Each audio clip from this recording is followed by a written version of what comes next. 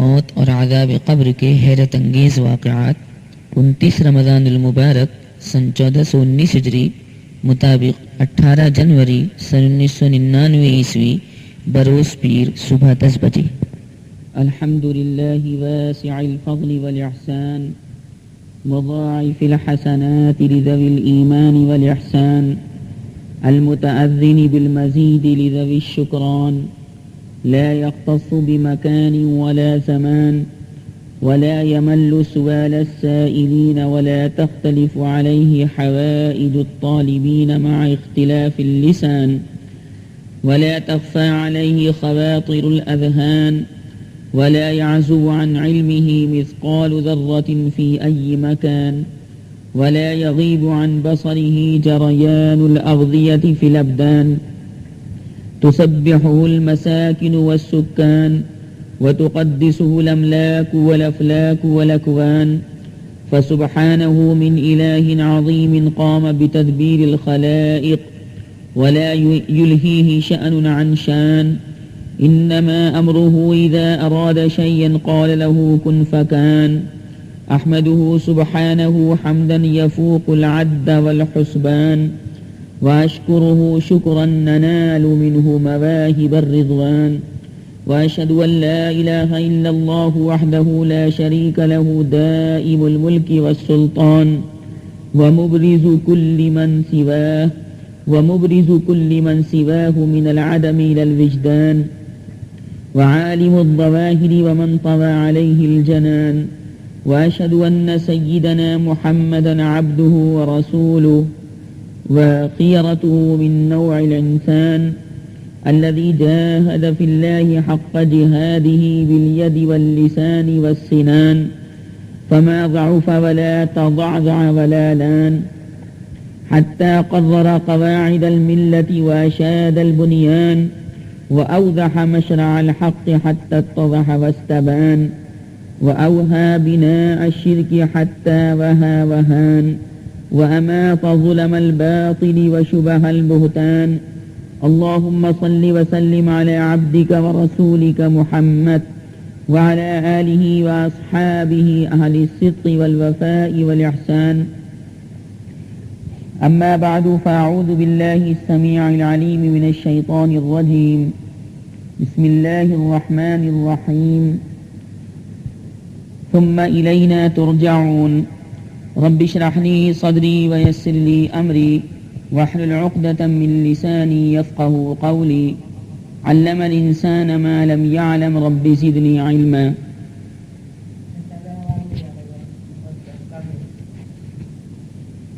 خواتین و حضرات، آپ نے گزشتہ درس کے اندر آیت الکرسی کے سلسلے میں جو چند گزارشات میں نے پیش کی تھی ان کو سماعت فرمایا تھا، اور امید ہے کہ آپ میں سے اکثر حضرات نے اس پر عمل بھی شروع کر دیا ہوگا۔ اللہ سبحانہ و تعالی نے نبی کریم صلی اللہ علیہ وسلم کی ذات گرامی کے ذریعے دین اسلام، دین ایمان، دین قرآن جو ہمیں اور آپ کو عنایت فرمایا، اس دین قرآن پر ظاہر سی بات ہے کہ عمل کرنے سے انسان کے اندر، عامل کے اندر، عمل کرنے والے مرد اور عمل کرنے والی عورت کے اندر ایک خاص قسم کی روحانی طاقت اور قوت پیدا ہو جاتی ہے۔ باری تعالیٰ نے دنیا کے اندر سینکڑوں قسم کی طاقتیں اور قوتیں پیدا فرما رکھی ہیں، اور خود انسان کے جسم کے اندر بھی خالق ارض و سما نے متنوع قسم کی طاقتیں اور قوتیں ودیعت فرمائی ہیں۔ انسان ان طاقتوں سے اور قوتوں سے کام لیتا ہے، آنکھ سے دیکھتا ہے، کان سے سنتا ہے، زبان سے ذائقہ چکھتا ہے، ہاتھ سے پکڑتا ہے، پیروں سے چلتا ہے، دانتوں سے غذا کو پیستا ہے، حلق سے نگل لیتا ہے۔ غرض کی جو طاقتیں اور قوتیں بدن انسانی کے اندر خالق حقیقی، مالک حقیقی، بادشاہ حقیقی نے ودیعت فرمائی ہیں ان طاقتوں اور قوتوں سے کام لیتا ہے، زندگی گزارتا ہے، فوائد حاصل کرتا ہے، منافع حاصل کرتا ہے، اور اس کے بعد دنیا کے اندر زندگی گزارنے کے بعد دنیا سے رخصت ہو جاتا ہے، دنیا سے چلا جاتا ہے، اس کی وفات ہو جاتی ہے، اس کا انتقال ہو جاتا ہے، اللہ کو پیارا ہو جاتا ہے، خاندان والوں کو، لوگوں کو بلکتا ہوا، سسکتا ہوا، تڑپتا ہوا چھوڑ جاتا ہے، عالم دنیا سے سدھار جاتا ہے، اس کی یہ دنیاوی زندگی اختتام پذیر ہو جاتی ہے۔ اب آگے اگر اعمال اچھے ہیں، کردار اچھا ہے، اور دنیا کے اندر رب چاہی زندگی گزار کر گیا ہے، تو ظاہر سی بات ہے کہ اس رب چاہی زندگی گزارنے کے بدلے میں اللہ سبحانہ و تعالی اس کو جنت اور اس کی نعمتیں عنایت فرمائیں گے۔ قائم فرما رکھا ہے، اسی طرح جاری فرما رکھا ہے۔ اب اگر انسان اپنی صحیح عقل سے کام لیتا ہے اور صحیح عقل سے کام لیتے ہوئے نبی کریم صلی اللہ علیہ وسلم کے طریقہ کار کے مطابق اس فانی زندگی کے لمحات گزار کر جاتا ہے، تو پھر اس کو وہاں اور ہر مرحلے پر کامیابی اور کامرانی نصیب ہوتی ہے۔ بہرحال اللہ تعالیٰ نے دنیا کے اندر بقا اور دوام کو نہیں رکھا ہے، بلکہ باری تعالیٰ نے دنیا کو فانی بنایا ہے اور دنیا کو متاع غرور فرمایا ہے، یعنی دھوکے کا سامان فرمایا ہے، تاکہ انسان خوب سمجھ لے، غور کر لے، تفکر کر لے، تدبر کر لے، اور ان تمام معاملات کو سوچ لے کہ مجھے زندگی کے مراحل کس طرح گزارنے ہیں اور کس طرح دنیا کے اندر بود و باش اختیار کرنی ہے، دنیا کے اندر رہنا ہے۔ بہرحال حقیقی مکان اور حقیقی گھر تو آخرت ہے۔ اس آخرت والے گھر کو جو ہمیشہ ہمیشہ رہنے والا ہے، جس کو ہم حیات سرمدیہ، ہمیشہ ہمیشہ رہنے والی زندگی کے ساتھ بھی تعبیر کر سکتے ہیں، اس حقیقی زندگی کو، دائمی زندگی کو کامیاب بنانے کے لیے باری تعالیٰ نے ہمیں اور آپ کو دنیا کے اندر بھیجا ہے کہ یہاں محنت کرو، یہاں مجاہدہ کرو، یہاں کوشش کرو، یہاں کد و کاوش کرو، تو اس کے بعد تمام کی تمام چیزیں تمہاری درست ہو سکتی ہیں، صحیح ہو سکتی ہیں، اور پھر یہ تمہارا مجاہدہ قیامت میں رنگ لا سکتا ہے۔ وَمَا خَلَقْتُ الْجِنَّ وَالْإِنسَ إِلَّا لِيَعْبُدُونَ مَا أُرِيدُ مِنْهُمْ مِنْ رِزْقٍ وَمَا أُرِيدُ أَنْ يُطْعِمُونَ إِنَّ اللَّهَ هُوَ الرَّزَّاقُ ذُو الْقُوَّةِ الْمَتِينُ۔ باری تعالیٰ نے ارشاد فرمایا کہ دیکھو، آپ تو رب چاہی زندگی گزارنے کی کوشش کرو، اللہ تعالیٰ تم سے یہ نہیں کہتا کہ تم اللہ تعالیٰ کو روزی دو، یا اللہ تعالیٰ کو کھانا کھلاؤ، یا اللہ سبحانہ و تعالیٰ کے ساتھ کسی طرح کی مدد کا معاملہ کرو، نہیں، اللہ تعالیٰ ان تمام چیزوں سے بالکل بے نیاز ہے۔ بہرحال انسان دنیا سے جاتا ہے، اور دنیا سے جانے کے بعد قبر کے اندر رکھ دیا جاتا ہے، وہاں اس کے ساتھ جو معاملات پیش آتے ہیں، ان معاملات کو بھی نبی کریم صلی اللہ علیہ وسلم نے تفصیل کے ساتھ بیان فرما دیا ہے، تاکہ ذہن و دماغ کے اندر تمام کی تمام باتیں صحیح طور سے آتی چلی جائیں، اور صحیح طور سے تمام کی تمام چیزوں کو انسان کرتا رہے۔ وہ قبر کیا چیز ہے، اس سے پہلے میں آپ کے سامنے موت کے سلسلے میں کچھ باتیں عرض کر چکا ہوں. یہ برزخی زندگی ہے، قبر والی زندگی ہے. اس قبر والی زندگی اور برزخی زندگی کے اندر جو واقعات رونما ہوتے رہتے ہیں وہ بھی مختلف ہوتے ہیں.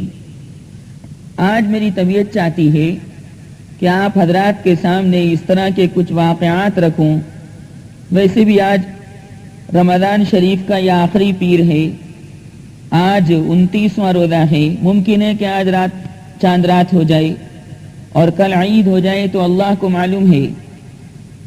بہرحال مجھے عرض یہ کرنا ہے کہ دنیا سے جانے کے بعد انسان کی جو برزخی زندگی ہے اس کا آغاز ہو جاتا ہے، اس کی ابتدا ہو جاتی ہے.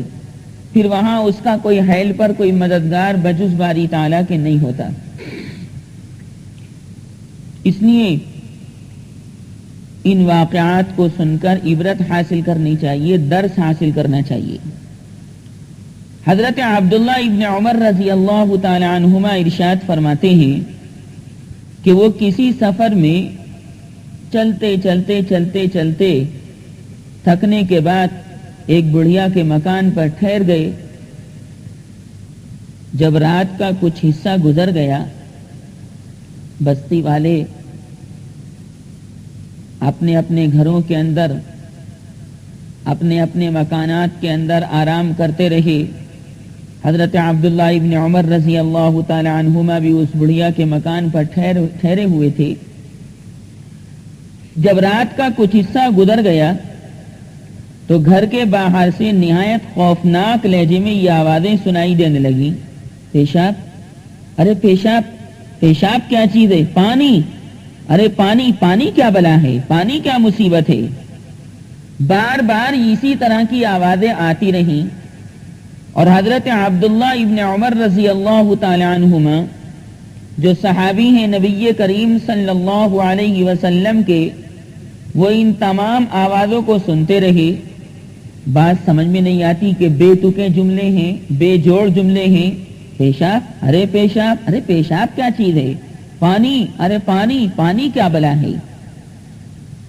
حضرت عبداللہ ابن عمر رضی اللہ تعالی عنہما فرماتے ہیں کہ میں نے ڈر کر، سہم کر، خوف زدہ ہو کر اس پہم اور ہیبت ناک آواز کے متعلق بڑھیا سے دریافت کیا کہ مائی یہ تو بتا کہ یہ آواز کیسی ہے جو گھر کے باہر سے انتہائی خوفناک لہجے کے اندر آ رہی ہے، اور اس طرح یہ بے تکے جملے میں کس طرح سن رہا ہوں؟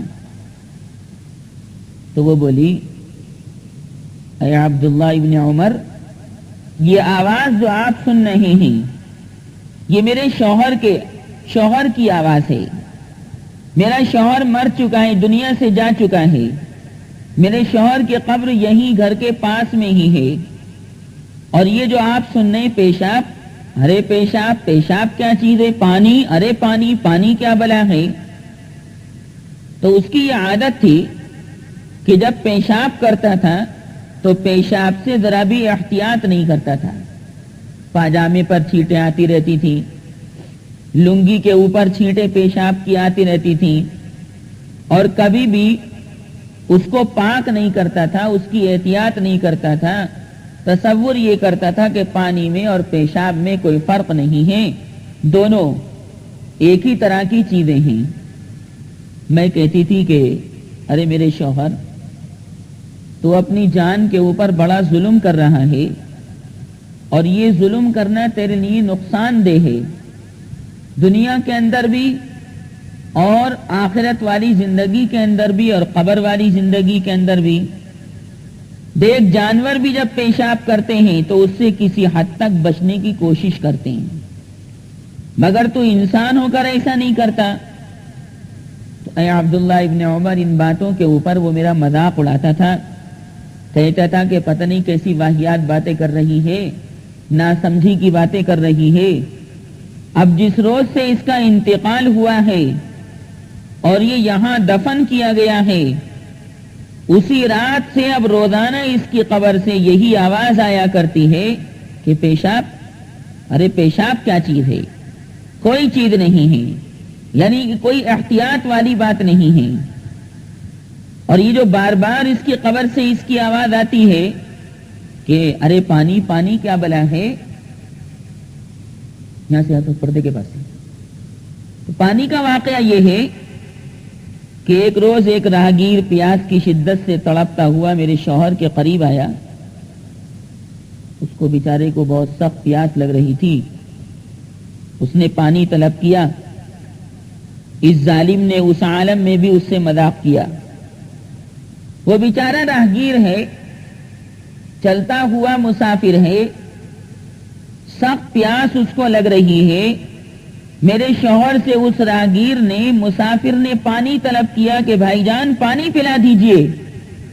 تو اس ظالم نے اس عالم میں بھی اس سے مذاق کیا اور ایک خالی سراہی کی طرف اشارہ کر کے کہا کہ جاؤ، اس میں نہایت ٹھنڈا پانی بھرا ہوا ہے، جا کر پی لو. حالانکہ جھوٹ بات تھی، اس سراہی کے اندر پانی کا ایک قطرہ بھی نہیں تھا، پانی کی ایک بوند بھی نہیں تھی.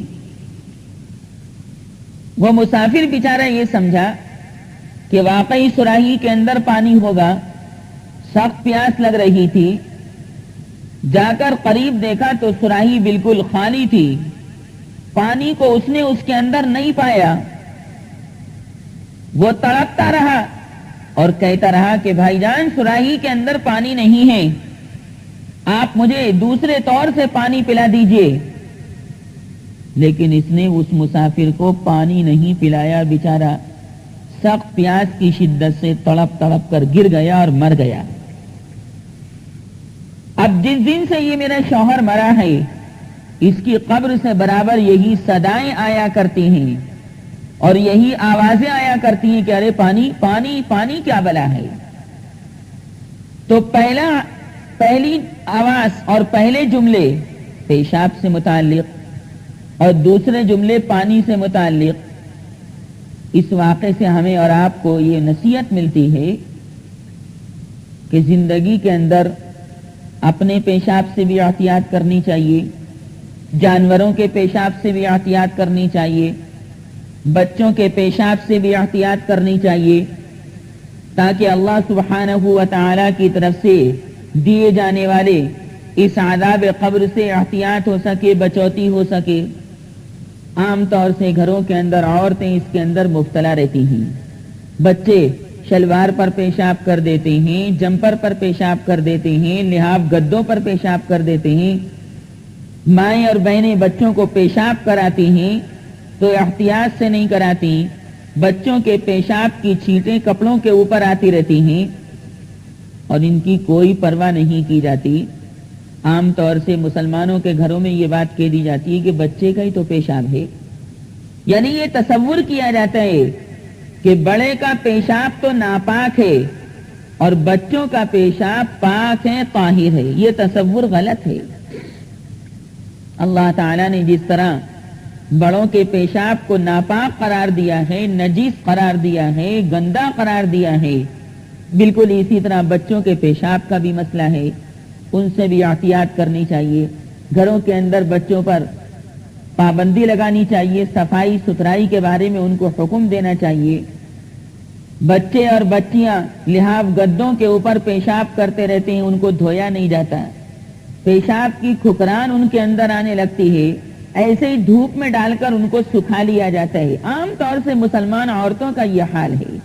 خال خال گھرانے ایسے ہیں جو صفائی کا خیال رکھتے ہیں. اس لیے اس طرح کی چیز سے خاص طور سے احتیاط برتنے کی ضرورت ہے. اور رہا یہ مسئلہ کہ آدمی کوئی مسافر ہے، راہگیر ہے، چلتا مسافر ہے، نہ ہو مسافر، اگر کسی انسان کو مرد ہو یا عورت پیاس لگ رہی ہے اور وہ پانی طلب کر رہا ہے تو جلدی سے اس کو پانی پلانا چاہیے، جلدی سے اس کی پیاس بجھا دینی چاہیے.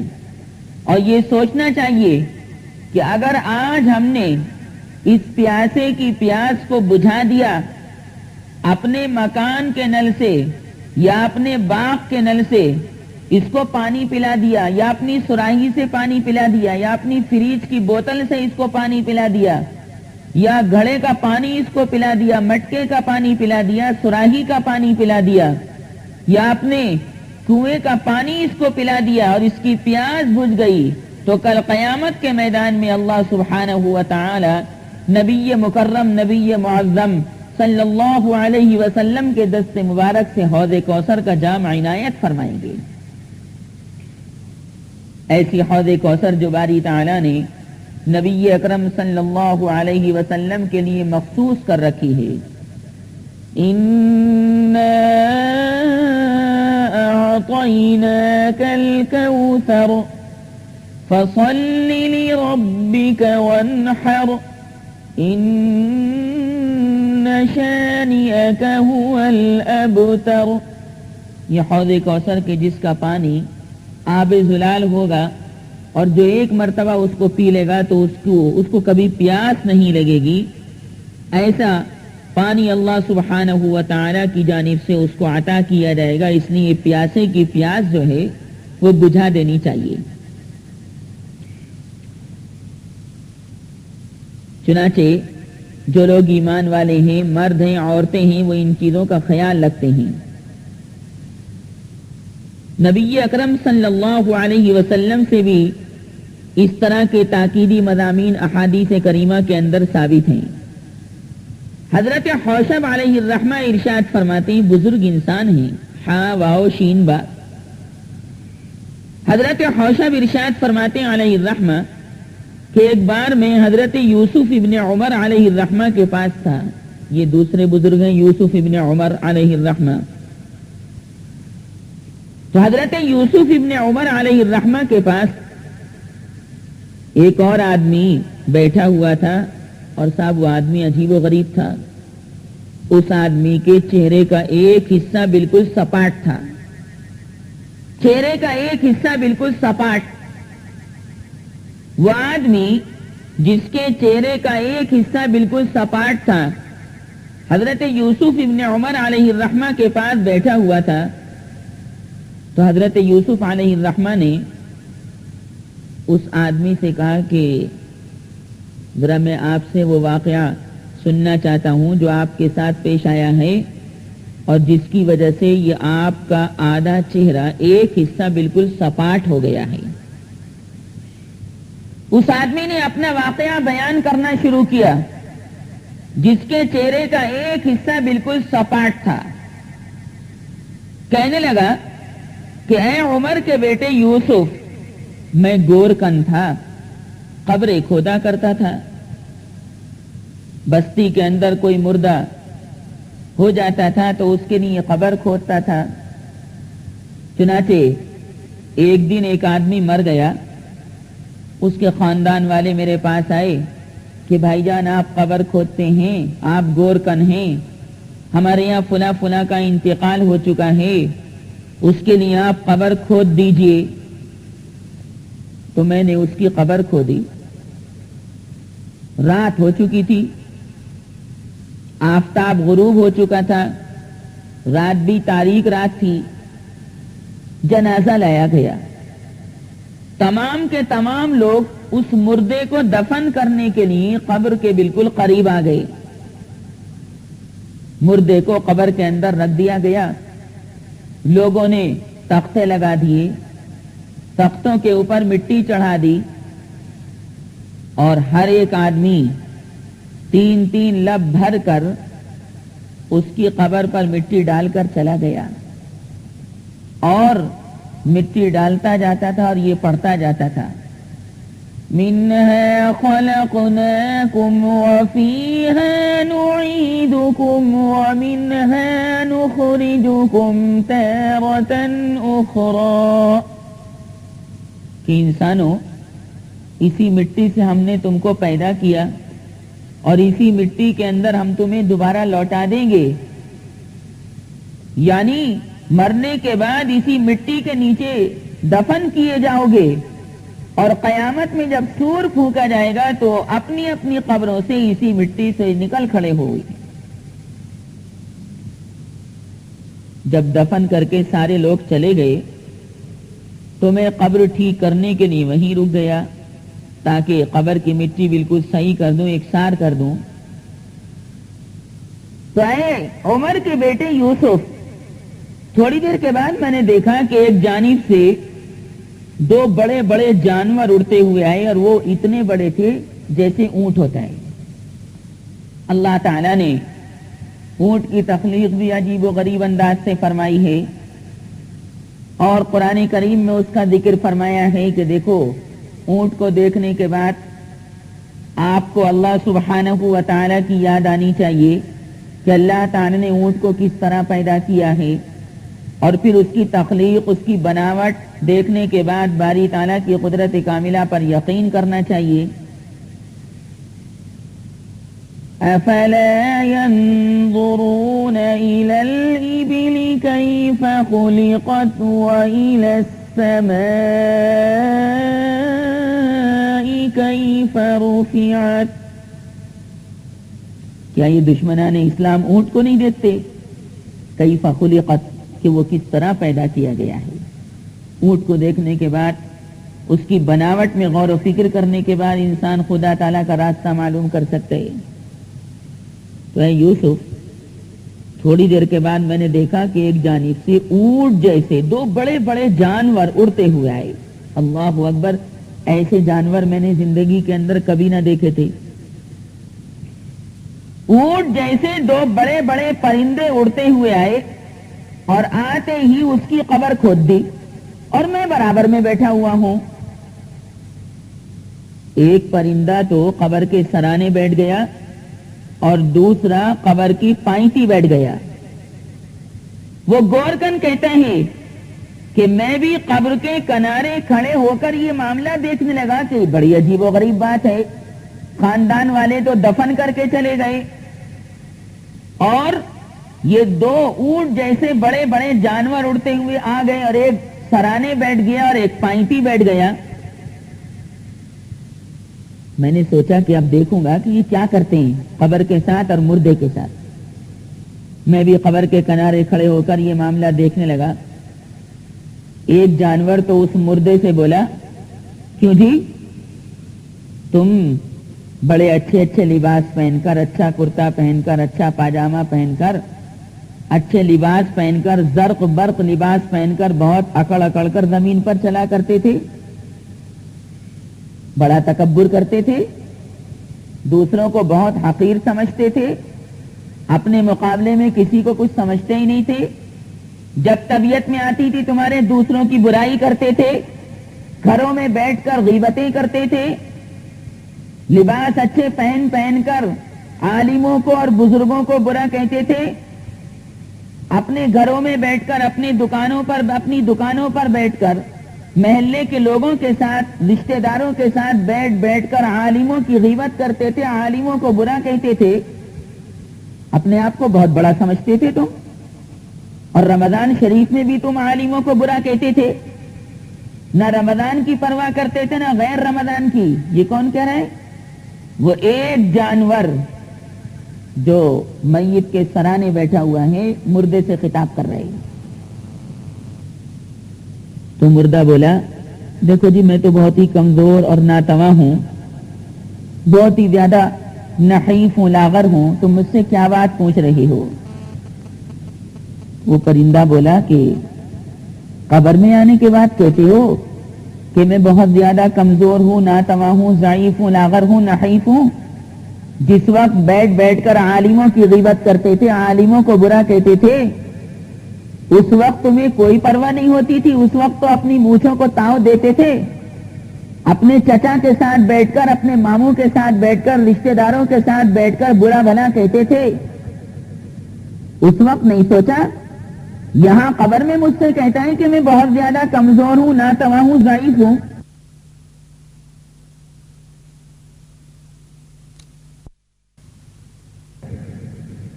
اس وقت نہیں سوچا یہاں قبر میں مجھ سے کہتا ہے کہ میں بہت زیادہ کمزور ہوں، ناتواں ہوں، ضعیف ہوں. یہ سنا اس پرندے نے، اس جانور نے، اور اس پرندے نے یہ سن کر اس مردے پر ایسی زبردست چوٹ ماری، ایسا زبردست گرز مارا، لوہے کا اتنا بڑا ہتھوڑا مارا کہ وہ بھوسا بھوسا ہو گئی. وہ میت جو تھی، وہ مردہ جو تھا، بھوسا بھوسا ہو گیا. پھر اس کو ٹھیک کیا اور پھر یہی سوال کیا کہ زرق برق لباس پہن کر، اچھا اچھا لباس پہن کر عالموں کو برا کہتے تھے، عالموں کو برا کہتے تھے، ان کی غیبتیں کرتے تھے، ان کے اوپر طرح طرح کے بہتانات لگاتے تھے، تم کیوں کرتے تھے ایسا؟ تو مردے نے پھر وہی جواب دیا کہ میں بہت زیادہ کمزور ہوں، مجھ سے یہ سوال نہ کرو۔ 3 مرتبہ یہی سوال کیا اس جانور نے، اور تینوں مرتبہ اس مردے نے یہی جواب دیا، اور تینوں مرتبہ اس کو اسی طرح مارا کہ ایک مرتبہ مارنے میں اس کو بھوسا بھوسا کر دیا، پھر ٹھیک کر دیا، پھر مارا، بھوسا بھوسا کر دیا، پھر ٹھیک کر دیا، 3 مرتبہ یہی واقعہ ہوا۔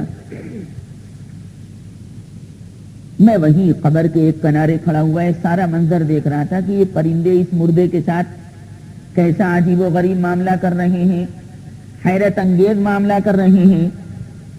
پھر اچانک اس جانور کی نظر مجھ گورکن پر پڑ گئی، تو بولے ذرا اسے تو دیکھو، یعنی میری جانب اشارہ کر کے کہا کہ اسے تو دیکھو کہ یہ کہاں بیٹھا بیٹھا اللہ کے راز دیکھ رہا ہے، اللہ کی باتیں دیکھ رہا ہے۔ یہ کہتے ہوئے وہ گورکن قبر کھودنے والا کہتا ہے، یہ کہتے ہوئے اس پرندے نے، اس جانور نے میرے ایک ایسا چانٹا مارا، ایک ایسا تماچا مارا کہ جس سے میرے چہرے کا یہ حشر ہو گیا کہ چہرے کے اعضاء غائب ہو گئے، چہرے کا ایک حصہ ہی سپاٹ ہو گیا۔ ایک تماچے کا یہ اثر ہوا تو ظاہر سی بات ہے کہ اس مردے کے ساتھ جو گرزوں والا معاملہ کیا اور اس کی پٹائی کی اور اس کو بھوسا بھوسا بنا دیا، ظاہر ہے کہ اس کو کتنی تکلیف ہوئی ہوگی۔ اس لیے انسان کے اوپر یہ لازم اور ضروری ہے کہ کسی کی برائی بیان نہ کرے، یہ نہ کہے کہ وہی رہ گئی فلاں بزرگ، فلاں بزرگ تھا۔ میں نے یہ واقعہ آپ کو کیوں سنایا؟ اسی بنیاد پر سنایا کہ آج مرد بھی اور عورتیں بھی اس طرح کی چیزوں کے اندر مبتلا ہیں۔ کچھ نہیں ملے گا، مرد بھی یہ تمام کے تمام واقعات لے کر بیٹھ جائیں گے، فلاں کے گھر ایسا ہو رہا ہے، فلاں کی شخصیت ایسی ہے۔ ارے بھائی اپنے بارے میں سوچو، تم کیسے ہو؟ تم نے آج فجر کی نماز پڑھی، ظہر پڑھی، عصر پڑھی، مغرب پڑھی، عشاء پڑھی، دوسروں کی برائی کرنے بیٹھ گئے۔ ماں سمجھاتی ہے کہ بیٹے تم برائی مت کرو، لیکن پھر بھی برائی بیان کر رہے ہو۔ قرآن کہتا ہے اپنی فکر کرو۔ یا ایھا الذین آمنوا علیکم انفسکم لا یضرکم من ضل اذا اہتدیتم إِلَى اللَّهِ مَرْجِعُكُمْ جَمِيعًا فَيُنَبِّئُكُم بِمَا كُنتُمْ تَعْمَلُونَ يَا أَيُّهَا الَّذِينَ آمَنُوا عَلَيْكُمْ أَنفُسَكُمْ، ایمان والو اپنی خبر لو کہ تم کیسے ہو۔ دوسرے کے بارے میں کوئی تبصرہ مت کرو، دوسرے کے بارے میں کوئی ججمنٹ مت کرو کہ فلاں اچھا ہے فلاں برا ہے۔ اچھا تو وہ ہے جس کو اللہ اچھا سمجھتا ہے، جس کے بارے میں اللہ تعالیٰ کی طرف سے فیصلہ ہو چکا ہے کہ فلاں آدمی کو ہمیں اچھا بنانا ہے، یا نبی کریم صلی اللہ علیہ وسلم کی ذات گرامی کی وہ اطاعت کرتا ہے، فرما برداری کرتا ہے، تو ظاہر سی بات ہے کہ اس اطاعت رسول اور اطاعت ربانی کی وجہ سے اللہ سبحانہ و تعالیٰ کی طرف سے اس کے اوپر رحمتوں کا نزول ہوتا ہے، اور باری تعالیٰ اس کی خاص طور سے مدد فرماتے ہیں۔ نبی کریم صلی اللہ علیہ وسلم کی ان تمام تعلیمات کو زندگی کے ہر مرحلے کے اندر پیش نظر رکھنا چاہیے۔ دنیا کے اندر ایک آدمی ایسا گزرا کہ جس کی کنیت دینار العیار کے نام کے ساتھ زیادہ مشہور تھی۔ بھئی یہ آدمی کیسا تھا؟ یہ ہمیشہ فسق و فجور میں گرفتار رہتا تھا، کبیرہ گناہ بھی کرتا تھا، صغیرہ گناہ بھی کرتا تھا، مگر اس آدمی کی ماں بہت ہی پارسا اور خدا رسیدہ بزرگ تھی۔ ایک دن اتفاق سے دینار العیار نامی آدمی کسی قبرستان کی طرف جا نکلا۔ قبرستان میں جا کر دیکھا تو وہاں کچھ ہڈیاں دکھائی پڑیں، یہ ہڈیاں اس قدر بوسیدہ ہو چکی تھی، اس قدر بوسیدہ ہو چکی تھی کہ جہاں سے بھی ان ہڈیوں کو چھوا جاتا تھا الگ ہو جاتی تھی۔ یہ منظر قبرستان میں جا کر دیکھا کہ بوسیدہ ہڈیاں ہیں، ذرا چھو تو ایک دم علیحدہ ہو جاتی ہیں۔ اس منظر کے سامنے آتے ہی اس کے دماغ میں ایک زبردست انقلاب برپا ہو گیا، لرز اٹھا، تھر تھرانے لگا، کانپنے لگا، ارتعاش کی کیفیت اس کے جسم کے اندر پیدا ہو گئی، اور ذہن و دماغ کے اندر یہ بات آنے لگی کہ ایک نہ ایک دن اپنا بھی یہی حشر ہونے والا ہے، اور ایک نہ ایک دن ہمیں بھی اسی طرح دنیا سے رخصت ہونا ہے، اور ظاہر ہے کہ ہماری ہڈیوں کو بھی بوسیدہ ہو جانا ہے، ہماری آنکھیں بھی خراب ہو جائیں گی، ہمارے کان بھی خراب ہو جائیں گے، ہمارے اعضائے جسم بھی خراب ہو جائیں گے، غرض کہ تمام کا تمام جسم ہمارا خراب ہو جائے گا۔ بس ذہن کے اندر یہ بات گردش کرنے لگی، انقلاب عظیم برپا ہوا۔ اور ظاہر سی بات ہے کہ جب اللہ تعالیٰ کسی کو اپنا بنانا چاہتے ہیں، کسی کو اپنے سے متعلق کرنا چاہتے ہیں، تو اس کی زندگی میں انقلاب عظیم برپا کرتے ہیں، اور اس کی زندگی کو سنوارنے کے لیے اسباب مہیا فرما دیتے ہیں۔ پردے کے نیچے چنانچہ انہوں نے یہ تمام کا تمام منظر دیکھا۔ ابے کیوں پریشان کر رہے ہو، یہاں پر آ کر جاؤ۔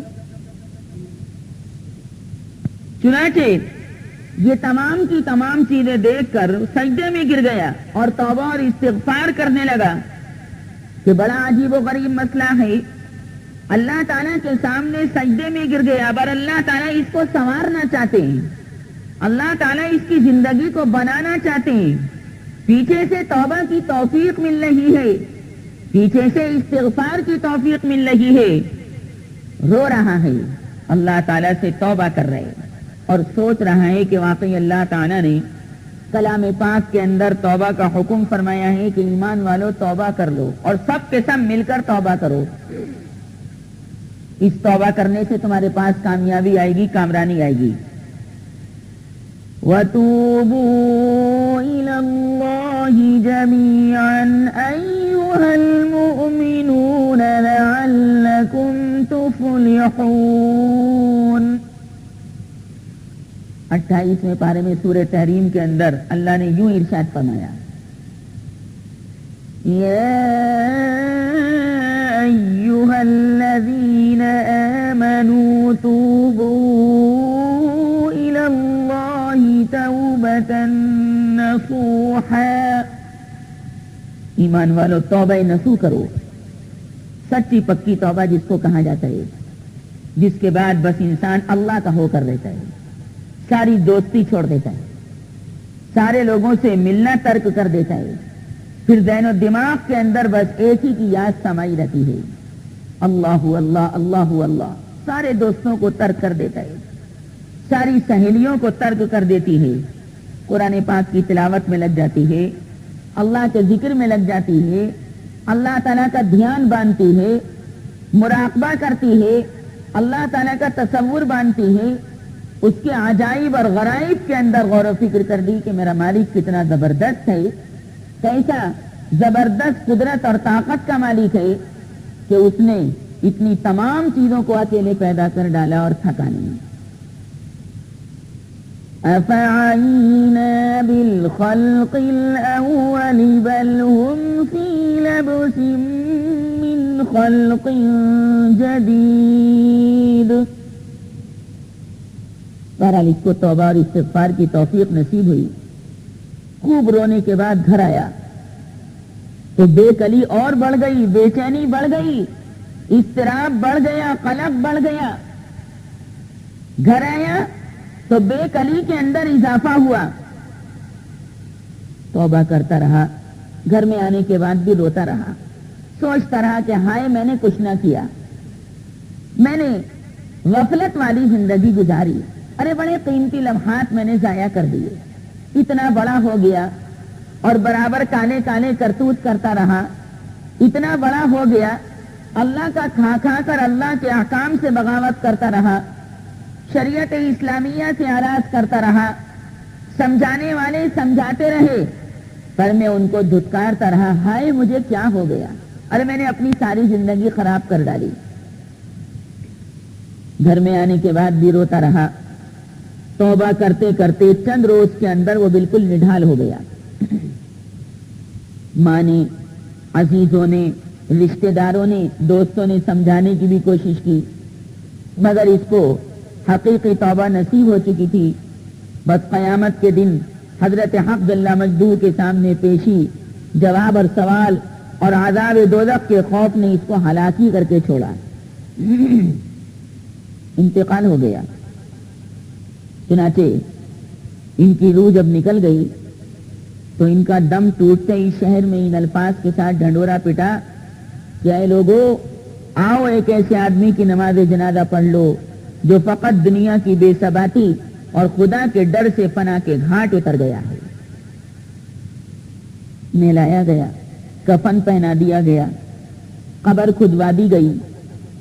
تجہیز و تکفین کے بعد پہلی رات میں ان کے ایک دوست نے ان کو خواب میں دیکھ لیا کہ یہ آدمی نہایت سبز رنگ کے، ہرے رنگ کے قیمتی کپڑے پہنے ہوئے جنت کے باغوں میں ٹہل رہا ہے۔ اپنے دوست کو دیکھتے ہی کہنے لگا، دنیا کے اندر تم میرے دوست تھے، پر اے میرے یار، اے میرے دوست، میں نے تم سے دوستی اللہ کی خاطر ترک کر دی تھی۔ یہ سوچا تھا کہ تم بھی فانی میں بھی فانی، کیوں نہ میں اپنے پروردگار کا دامن تھاموں جو ہمیشہ ہمیشہ رہتا ہے، جو ہمیشہ ہمیشہ زندہ ہے، اور جناب کبھی اس کو موت نہیں آئے گی، موت کبھی اس کے اوپر طاری نہیں ہوگی۔ بولے دیکھو جی، اے میرے دوست، اے میرے یار، پروردگار نے میرے اوپر رحم فرمایا۔ پوچھ گچھ کے بعد میرے پروردگار نے مجھ سے کہا، جا میں نے تیرے سارے گناہ معاف کر دیے اور تجھے عزت کے ساتھ جنت میں داخلہ دے دیا ہے۔ اور خواب کے اندر اپنے دوست نے یہ بات بھی کہی کہ دیکھو جی، یہ باتیں جو میں نے آپ کو بتائیں کہ اللہ نے میرے اوپر رحم فرمایا، کرم فرمایا، اور میں نے خدا کو بڑا کریم پایا، بڑا رحم و کرم کرنے والا پایا، سگی ماں سے زیادہ مہربان پایا، اور اس نے مجھے اعزاز و اکرام کے ساتھ جنت کے بالا خانوں میں داخلہ دے دیا ہے۔ دیکھو یہ تمام کی تمام کیفیت میری امی کو بھی بتا دینا، میری والدہ کو بھی جا کر سنا دینا، تاکہ میری امی کو میری طرف سے اطمینان ہو جائے، اور یہ کہہ دینا کہ نبی کریم صلی اللہ علیہ وسلم کی جو اطاعت کرتا ہے اور فرما برداری کرتا ہے اور محمد صلی اللہ علیہ وسلم کے ساتھ محبت کا تعلق رکھتا ہے، مودت کا تعلق رکھتا ہے، اللہ تعالیٰ اس آدمی کو اسی طرح نوازا کرتے ہیں، اور جنت اور جنت کے بالا خانے ایسے لوگوں کے لیے تیار بھی کیے گئے ہیں۔ لہذا میری امی سے کہہ دینا کہ یاد رسول کے اندر اپنا وقت گزاریں، یاد خدا کے اندر اپنا وقت گزاریں۔ میرے خاندان والوں کو بھی وصیت کر دینا کہ یاد رسول اور یاد خدا کبھی دل سے نہ نکلے۔ چٹکیاں لیتی ہیں دل میں ہر گھڑی یاد رسول، چٹکیاں لیتی ہیں دل میں ہر گھڑی یاد رسول، بن گئی ہے اب تو میری زندگی یاد رسول۔ دفعتن یہ دل مثال غنچہ گل کھل اٹھا، دفعتن یہ دل مثال غنچہ گل کھل اٹھا، جب وہ پورے یاس و غم میں آ گئی یاد رسول۔ بزم لطف و عیش تھی یا تخت دار و رسن، دار و رسن کے معنی ہے سولی، اور رسن کہتے ہیں رسی کو جس کا پھندا بنا کر جناب گلے میں ڈال کر پھانسی دی جاتی ہے۔ بزم لطف و عیش تھی یا تخت دار و رسن، ہم کو ہر ایک حال میں آتی رہی یاد رسول۔ اور واقعی جو آدمی نبی کریم صلی اللہ علیہ وسلم کے ساتھ پکی سچی محبت رکھتا ہے، وہ ہر حال میں رسول اللہ صلی اللہ علیہ وسلم کا تصور باندھے رہتا ہے۔ کل بھی یہ چھائی ہوئی تھی میری بزم شوق پر، کل بھی یہ چھائی ہوئی تھی میری بزم شوق پر، اور رگ رگ میں وسیع ہے آج بھی یاد رسول۔ کیا کہوں اب میں کسی سے مدعائے زندگی، کیا کہوں اب میں کسی سے مدعائے زندگی، جب میری ہستی کا حاصل بن گئی یاد رسول۔ اس سے پہلے بزم ہستی کیا تھی؟ ایک ظلمت کدا۔ رسول اللہ صلی اللہ علیہ وسلم کے ساتھ تعلق ہونے سے پہلے یہ بزم ہستی کیا تھی؟ بالکل اندھیرا ظلمت کدا۔ اس سے پہلے بزم ہستی کیا تھی؟ ایک ظلمت کدا، دے گئی ہے شمع دل کو روشنی یاد رسول۔ پوچھتے پھرتے ہیں اب دنیا سے ہم اپنا پتہ، اب تو ایسی استغراقی کیفیت طاری ہوئی کہ اپنا ہی پتہ نہیں رہا، بس ہر حال میں رسول اللہ صلی اللہ علیہ وسلم کا دھیان رہتا ہے، ہر حال میں آسمان زمین کے پیدا کرنے والے خدا کا خیال لیتے ہیں، پوچھتے پھرتے ہیں اب دنیا سے ہم اپنا پتہ، زندگی پر اس طرح کچھ چھا گئی یاد رسول، نبی کریم صلی اللہ علیہ وسلم کی یاد اور اللہ سبحانہ و تعالیٰ کی یاد واقعی ایسی مفید چیز ہے اور ایسی نفع بخش چیز ہے کہ انسان اگر اس کو اپنے ذہن و دماغ کے اندر رچا لے، بسا لے، بٹھا لے تو ظاہر سی بات ہے کہ اس کا بیڑا پار ہے۔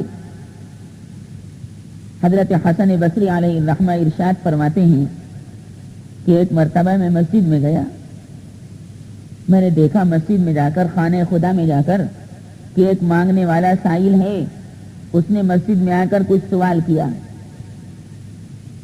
مگر کسی نے اس کی طرف دھیان نہیں دیا۔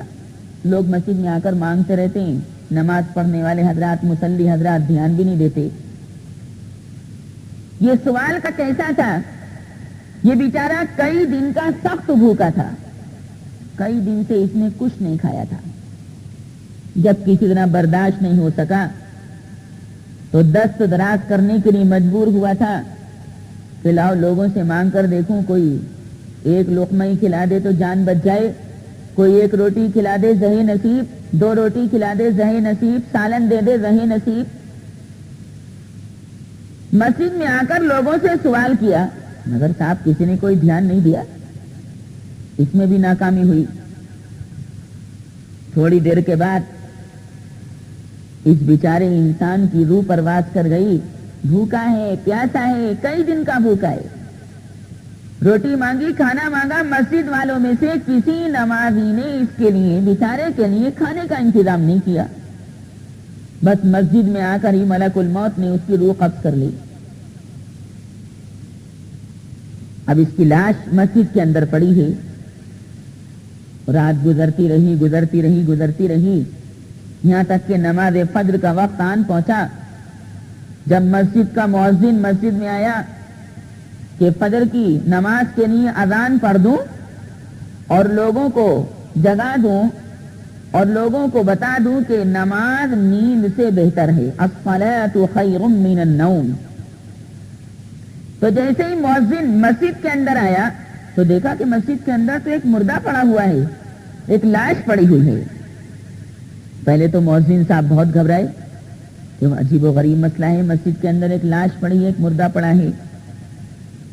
لاش کے قریب گیا تو دیکھوں تو صحیح کہ کس کی لاش ہے اور یہ کون مردہ ہے۔ غور سے دیکھا تو سمجھ گیا کہ یہ تو وہی رات والا سائل ہے کہ جو مسجد کے اندر آ کر کھانا مانگ رہا تھا، مسجد کے اندر آ کر سوال کر رہا تھا لوگوں کے سامنے۔ تو جلدی سے مؤذن صاحب محلے کے لوگوں کو بلا لائے اور سب لوگوں نے آ کر دیکھا کہ واقعی مسجد کے اندر اسی آدمی کی، اسی سائل کی لاش پڑی ہے۔ سب لوگوں نے چندہ جمع کرنا شروع کیا کہ بھئی اس کے کفن کے انتظام کے لیے، قبر کھودنے کے لیے اور دوسری ضروریات کے لیے پیسہ دو، چندہ جمع کرو۔ ابھی اس آدمی کی میت، اس آدمی کی لاش اس مسجد ہی کے اندر پڑی ہوئی تھی۔ جب لوگ اس لاش کو باہر لانے کے لیے گئے تو یہ دیکھ کر سب اچنبے میں رہ گئے، سب تعجب میں پڑ گئے کہ مسجد کی محراب میں ایک پرچہ رکھا ہوا ہے اور اس پرچے کے ساتھ ساتھ سلا سلایا کفن رکھا ہوا ہے۔ یا اللہ، کون رکھ گیا؟ ہم تو چندہ جمع کر رہے تھے کہ اس کے لیے کفن خریدیں گے، پھر جناب سینے والے سے اس کو سلوائیں گے، اس کے لیے کفن کا انتظام کر رہے تھے۔ یہاں تو مسجد کے اندر ایک پرچہ رکھا ہوا ہے، اس پرچے پر کچھ لکھا ہوا ہے اور ساتھ میں سلا سلایا کفن بھی رکھا ہوا ہے۔ بس جب لوگوں نے یہ بات دیکھی تو جلدی سے اس پرچے کو لوگوں نے اٹھایا۔ لوگ بولے ایک صاحب سے، بھائی ایک صاحب پڑھ کر سب کو سنا دیں کہ پرچے کے اندر کیا مضمون لکھا ہوا ہے اور یہ کفن کون رکھ گیا اور یہاں پر آ کر پرچہ کون رکھ گیا۔ ہم لوگ تو برابر مسجد کے دروازے پر موجود ہیں، پیچھے سے آنے کا کوئی راستہ بھی نہیں، دائیں اور بائیں سے آنے کا بھی کوئی راستہ نہیں۔ ان بیچارے لوگوں کو یہ کیا پتا تھا کہ اللہ تعالیٰ تو ہر طرف سے آ سکتا ہے۔ اللہ کا فرشتہ اللہ کی طرف سے مددگار ہر طرف سے آ سکتا ہے، وہ دروازے سے آنے کا محتاج نہیں ہے۔ بہرحال ایک صاحب نے پرچہ لیا اور پرچہ ہاتھ میں لینے کے بعد پرچے کے مضمون کو زور زور سے پڑھنا شروع کیا۔ آپ یہ بات ذہن و دماغ کے اندر رکھیں کہ یہ بیچارہ مانگنے والا مسجد کے اندر آیا تھا، کئی دن کا فاقہ تھا، بھوکا تھا، پریشان حال تھا، مضطرب اور بے چین تھا، لیکن مسجد والوں نے کوئی دھیان نہیں دیا، اسی حال میں اس کا انتقال ہو گیا۔ پرچہ پڑھا جا رہا ہے، غیب سے یہ پرچہ آیا ہے اور یہ سلایا کفن بھی غیب سے آیا ہے۔ پرچے میں لکھا ہوا تھا کہ تم لوگ بڑے بدبخت اور کمینے ہو، تمہارا دیا ہوا کفن ہم اپنے کسی دوست کے لیے، اپنے کسی ولی کے لیے ہرگز قبول نہیں کر سکتے۔ اس نے بھوک سے بےتاب ہو کر تم سے کھانا مانگا، مگر کمبختو تم نے ایک لقمہ بھی اس کو نہیں دیا اور اس کی مدد نہیں کی۔ یاد رکھو یہ پرچہ مجھ خدا کی طرف سے ہے۔ جو آدمی مجھ خدا کا ہو جاتا ہے، میں خدا بھی اس کے لیے کسی غیر کا کوئی احسان وغیرہ لینا گوارا نہیں کرتا، پھر غیب سے اس کی مدد کرتا ہوں، اپنا خزانہ غیب اس کے لیے کھول دیتا ہوں۔ سارے لوگ حیران و ششدر رہ جاتے ہیں کہ اس آدمی کی کہاں سے مدد ہو رہی ہے، اس آدمی کی کہاں سے اعانت کی جا رہی ہے، اور اس آدمی کی کس طرح گزر بسر ہو رہی ہے۔ اور ظاہر سی بات ہے کہ جو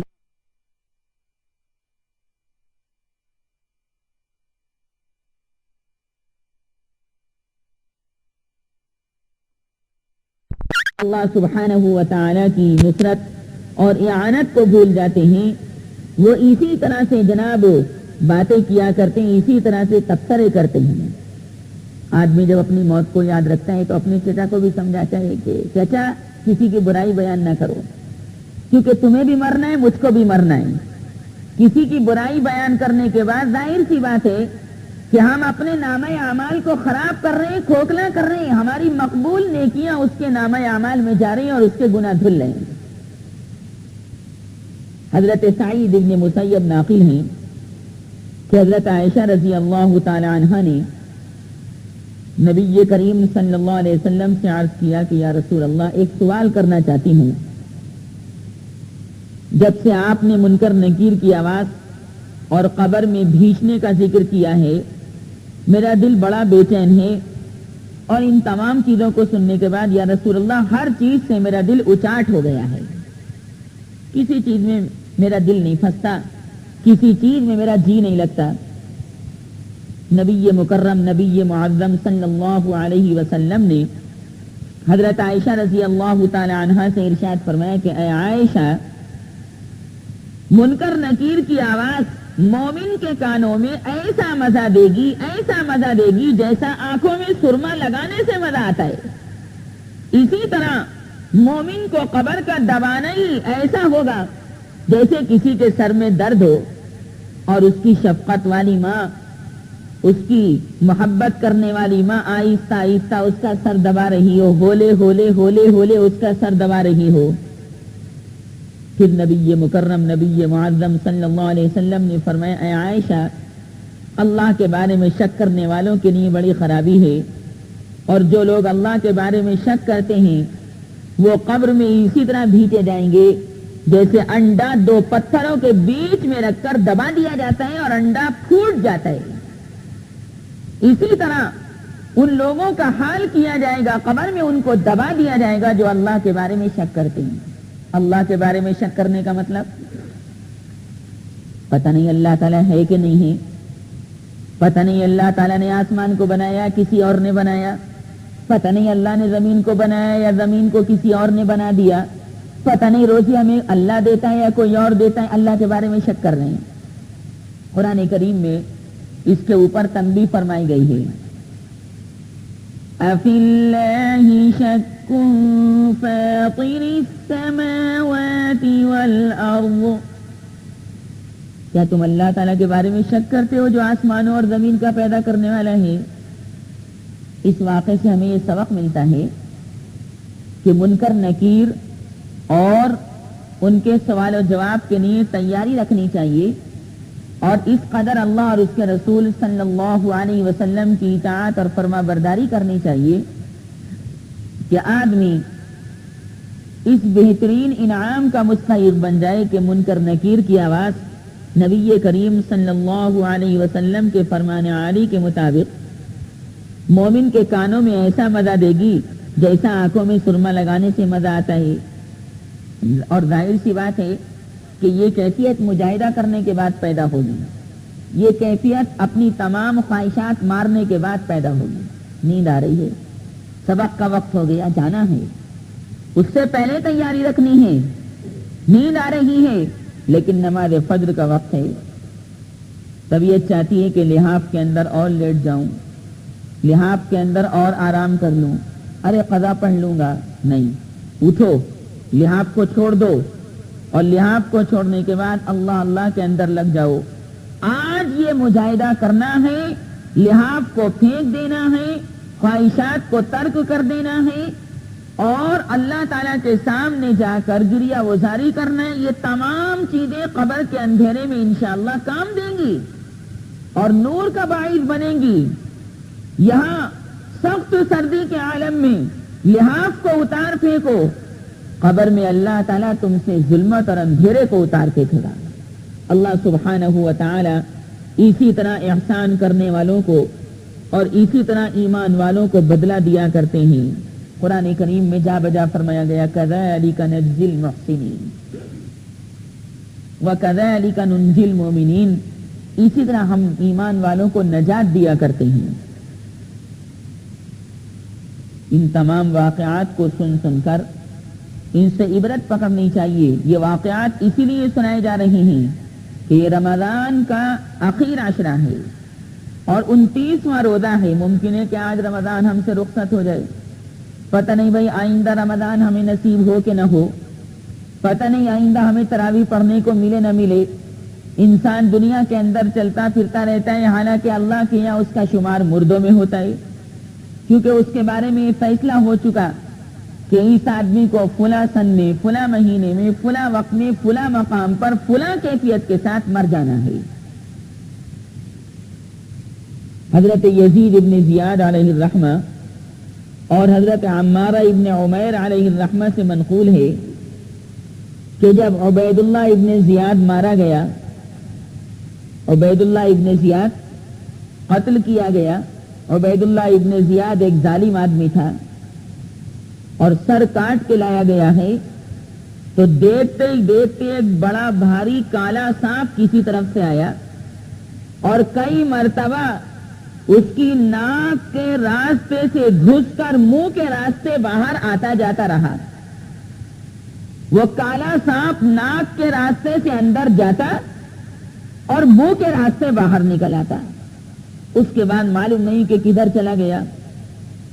جو لوگ اس وقت وہاں موجود تھے وہ اس واقعے کو بڑی حیرت اور تعجب کی نظر سے دیکھتے رہے.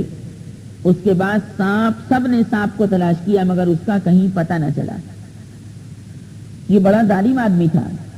معلوم یہ ہوا کہ دوسروں پر ظلم ڈھانا, دوسروں کے اوپر ظلم کرنا یہ بہت بری چیز ہے. اللہ تعالیٰ ظالم کو پسند نہیں فرماتے.